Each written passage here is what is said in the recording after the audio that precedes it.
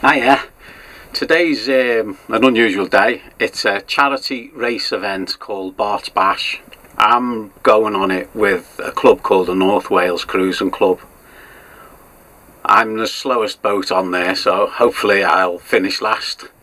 But I'm making numbers up and it's for charity, so it should be good fun. So let's see how it goes. All the boats have to motor out of Conway against the tide in order to get to the start line, which is at Conway 1 and Conway 2, boys. I thought there was plenty of time. I'm going to have plenty of time to play around and get used to the sails, etc. But unfortunately the race had begun and I hadn't even realised. So what you see now is all the boats ahead of me bar one. And I'm really supposed to be ahead of everybody else because I was supposed to have started off earlier and I didn't. The method of the race was slowest boat goes first, and they work out the time so that we all should finish together theoretically. Boats have already started to round the first mark and I've just started across the line and there they are on the way back already. Honestly, I could kick myself. I had good plans for this, for recording backwards as all the boats passed me one by one. We started between C1 and C2 heading north. Up, we had to make our way all the way up to the sewerage outfall buoy from the Orme, put that to port and round that, and then back to number 1 and 2 buoys, and from there we'd go down the channel, follow the channel round the dog leg, across the Orme straight, and then into the river where we'd finish in the river. Well, this is no dramas. He's already been round the first mark, which is the sewerage outfall, followed closely by Pisces, followed by everyone else, which is about 10 boats in total. Well, I don't think I'll see either of these 2 boats again for the rest of the race. Well, I'll never know what would have happened if I'd have started on time now, but I'd hopefully have been able to try and get near that first mark before everybody started overtaking me. Anyway, one by one, the boats are slipping round the mark, as you can see in front of me there, and they're all making the way back, which is to the gates, C1 and C2, and then back down the buoyage system to the finish line in the river. Well, I don't think I've got much chance of catching anyone, so I'll just plod along and see where I get to and complete the race. I'm looking at the boats that have rounded the mark and they all appear to be quite close hauled, and yet it was supposed to be a broad reach run for up to and back from this first mark. I need to keep that in mind for when I come round the mark myself then, not to lose any ground. As I approach the mark itself, I note that there's 2 boats still on the mark and they look like they're having a bit of difficulty actually rounding it, and one of them seems to be going the wrong way. Well, Stormbird clears the mark and that just leaves Maya in front of me, and she looks like she's set to clear the mark now. The reason they were having trouble was there was a bit of a hollow air at the mark itself, and a slight change in wind direction, so it was tack to get round it, unfortunately. Once I got round it though, I could still see the other 2 boats and they looked like they'd lost a bit of ground, which they were going to have to make back up. Well, I'm going to stay close hauled because the mark's ahead of me there, and you never know, I might claw a little bit of ground back. It didn't take long to notice that the wind is starting to change direction the closer you get to the mark, so I'm staying as tight as I possibly can. I just had to look behind me and I know I'm the last, but I can see 2 boats behind me. I think one in the distance, I think that's my brother on Tarka, and I think he's off sailing somewhere for the night. Well, Swallow isn't screaming along, but she's punching her way through it and I'm getting somewhere, even with the baggy foot in my foresail. I know she won't go any tighter to the wind than I'm actually doing, so I've just got to hope that this will keep me on this tack all the way to when I get to the mark, and hopefully I won't have to tack. I can see Maya in the distance is heading at the mark there. There's the mark just in front of her, that red one. She's got to put that to port, but she doesn't look like she's going to make it on that angle. And Stormbird behind her has already thrown a tack in there, so she's already realised that she wasn't going to make it. Well, if I can keep my angle at the moment to that mark, I might not have to tack, and it might save me a fair bit of ground, and I might get a bit closer to one of these 2 boats. It looks like May is going as close to the mark as she possibly can before she puts her tack in, so she doesn't make any mistakes or lose any ground she doesn't need to lose. Oops, she's just started putting her tack in. She's going for it now. Well, I've still got quite a distance to catch her, and she looks like she's sitting on top of that buoy now, so I don't think I'm going to get anywhere near her on this run. Well, my sails are pulling hard and I'm really close to the wind, and she's really close to that mark now. And a quick look round to see where Stormbird is, and she almost looks like she's in irons. There's no power in that foresail at the moment, so she must be halfway through a tack. And back to Mayer, and she looks like she's just about to clear the mark. And there's the mark coming out from her stern at the moment there, so she's got to put another tack into port, and I'm getting quite close to her at this particular moment in time. I think she's given herself plenty of room past the mark because she knows she's still ahead of me, so that when she puts her tack in that she's not going to make any mistakes and need to tack again. Well, the mark's just out of sight on my port side there, and I'm just coming up to the mark to put my tack in, and she's crossing my bows now. Well, that turned out to be very close. Well, I'm sorry, but I'm right behind her now, and I think I've got to steal a wind. I don't actually want to, but it is supposed to be a race, even if it's a friendly one. Bob will give me some stick when next time I see him for pinching his wind, I'm sure. Well, after slowing them down a bit, I need to make sure I can move into some clean air and keep this little bit of inertia to get past them. And it's carrying me past them. Come back to you in a moment, Stormbird. We're just finishing here. Hang on. Swallow coming up to line now. Stormbird, this is race control. Please go ahead. So, very pleased. I've done my sails, I've finished the race, I made the course, so I'm dead happy. So I've turned the boat round and I'm motoring back out now against the wind to go and catch my brother up, see where he's going. So through the voyage and get my sails back up and then plough off in the direction he's gone. I'm just looking for him on the AIS to see where he's up to. Well, he's upwind of me, so it looks like it's a lot of tacking to catch him. I'll give him a call on the radio.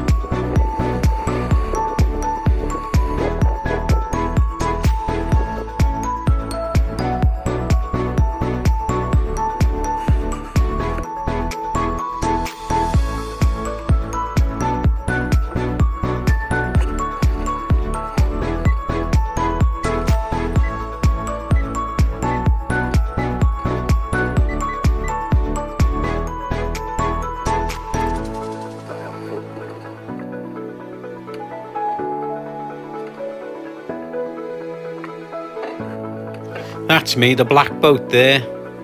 And the blue boat that you can see ahead of me there, well, that's my brother. He's about an hour away because that green line in front of me is about as far as I can get in half an hour. So he's at least 2 of them away. Still using the cargo strap for steering. I should have probably done that in the race. It steers better than I do half the time.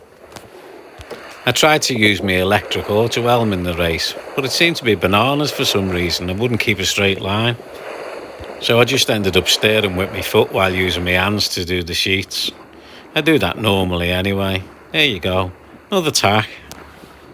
Seems to be a day of tacking, or the day's sort of drawing in now anyway. I think the sun's more or less gone down, and I've got a couple of miles to go before I can get to Mulvra, where we're stopping for the night.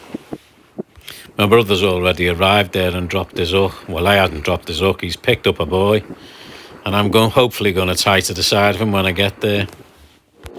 Right, well, I've got a mile and a half to motor into Mulvra now, so I've put the sails away and I'll just let the batteries charge for a little bit. Oh, and the sun's popped out to say hello just before he goes down. Very nice of him, I'm sure. Mulvra is one of my favourite anchorages when there's a bit of bad weather coming from the west. It's a good mud hole for your anchor and it don't drag at all there. Well, here I am, tied up for the night in Mulvra. Plenty of fenders between us, but we can have a nice drink and a conversation this way without having to blow the dinghy up. A lot of salt water on my windows. Lifeboat station there at Mulvra. Just got out of bed, whacked. It was a bumpy night. It was lovely and calm when we went to bed. But somewhere about 2 or 3 o'clock in the morning and everything started bouncing. And it's bounced all night since then. Sometimes I look out and things just seem to be bouncing everywhere, but it doesn't look that bad now when you look out. And some boats are still rolling around here. But I had a decent night's sleep. Only been woken a couple of times, so not too bad.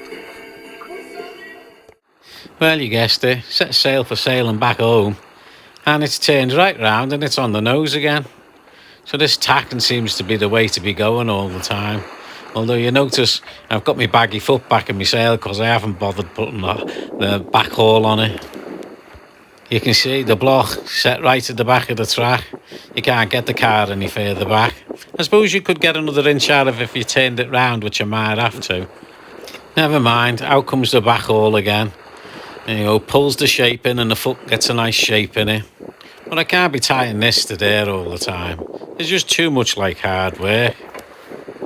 But it does make a big difference to the sail and the way the boat feels. So I'm going to have to work it out one way or another.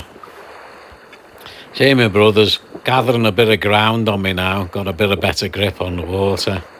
And he's starting to pass me on my port side. There he is, chomping along. I suppose this will be one of them days where he disappears into the distance on me. His boat does actually enjoy going to windward. He seems to have quite a nice shape in his foresail. The leech looks quite nice, got a good shape to it. The foot I can't actually see, it almost looks like it's flat to me. But I'm sure it's just the angle that I'm actually onto him. We haven't got a great deal of wind. We've got about 10 knots to play with. And according to the forecast, we shouldn't even have that. There should be virtually nothing. So we should have been motoring back. So we're going to enjoy getting this windward sail back. Where we came from, Mulvra, there were 4 boats for the night. Us 2 and 2 others. There's a really nice pub there as well, if you haven't taken any scram with you. Or beer. Well, so far I've been on one long tack. But I'm heading towards the end of Anglesey. And I need to clear Puffin Island at some point, and I'm not going to do that on this tack. So I'm definitely going to have to throw a tack in at some point. And I have to start that by taking this hauler off. Well, there we go. Whoosh, tack in. And all the back on the other side as well to go along with the sheet at the back. And there you go, my hauling line in on my rail. Well, I don't think these rails are made for taking this kind of load, although it does leave a lovely sail shape. And if you look at my spreaders, I got a nice foot, and on the spreaders I've actually got a little bit of a gap where I could actually close up a bit more air if I wanted to. See, I've only got about 3 or 4 inches there. This is not a lobster pot, it's a bit bigger than a lobster pot. It's more like a mooring buoy. I think the fishermen stick them in favourite places, and rather than anchoring when they come out, they just go and pick their anchor buoy up. My brother's just throwing a tacking in front of me. So he's tacking one way and I'm tacking the other now. There he goes. But we've got a tack to get back. And he's on his next tack. There he is, pulling away as usual. Well, here's my next tack. And I think if I can just about keep this line up and just about keep me slow pace up, it looks like I'll scrape past the end of Puffin Island, where he is about now. Well, no, he actually hasn't got to the end of Puffin Island yet. It just looks like he has on the camera. He's actually closer than you think. It's quite an empty, airy morning, with not a lot of wind and not a lot going on. We're doing 5 knots, so I'm quite happy with that. My green line there ahead of me says he's 10 minutes in front of me, so if he stopped still in 10 minutes, I'd catch him up. But don't need to catch him up. It's dinner time, or 11's, and today it's pot noodle. Trying a different way, changing the lead line off the sheet there, pulling back on the sheet instead. It works exactly the same, but it gives me an idea of how much it's got to go back. And would you look at that? Almost neutral helm, where the helm's almost vanished, and that's having the sail shape correct. So it does make a big difference. Oh, and that's the sea feather doing all the work today, and not Mr. Cargo Strap. He's gone back in the cupboard. As you can see, my rudder position hardly gets to 5 degrees on fluctuations, which is pretty good for going to windward. It keeps the pace up. Jay's past Puffin now, and I'm actually at Puffin. And his boat turns red when my boat decides it's going to hit it, but I don't think we'll hit each other. Got a little lift off the tide here, got an extra knock going on at least.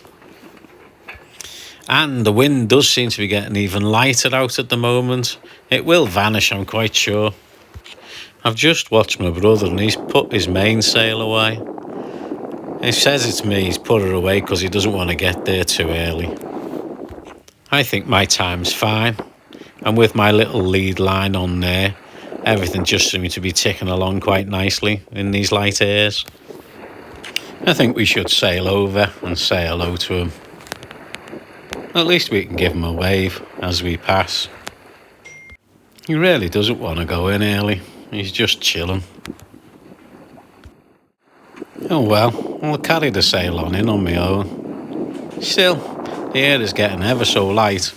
Just enough now to give the sails shape. I'm surprised the sea feather's still managing to steer okay, but he's doing a grand job. As long as we're making it through the water, that's all that matters. There's no great rush to get back for any particular reason, and top of the tide hasn't arrived yet. So we ain't pushing into anything, so everything's a little bit favourable still at the moment. The water's fallen very slight, and it doesn't look like there's hardly any wind left on it at all.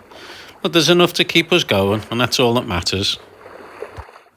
Well, here we are, sails down, in the buoyage system, the gangway ahead of me. Be there in a minute. Here comes a powerboat to shake up the water a little bit just before I get to the perch. And boy, he looks like he's flying. He's going to enjoy the slight sea while he goes out. Whee! You don't need anything much more than steerage from your engine when you're going down the river when it's flooding. As the flood carries you down, you just need to make sure you don't hit anything along the way. And that's all the steerage you actually need. Some of the boats you see on the way in look like they spend a long time sitting there without any love on the moorings, just watching the tide coming and going. But some of them are regularly sailed as well. Well, that's all we've got time for on this one.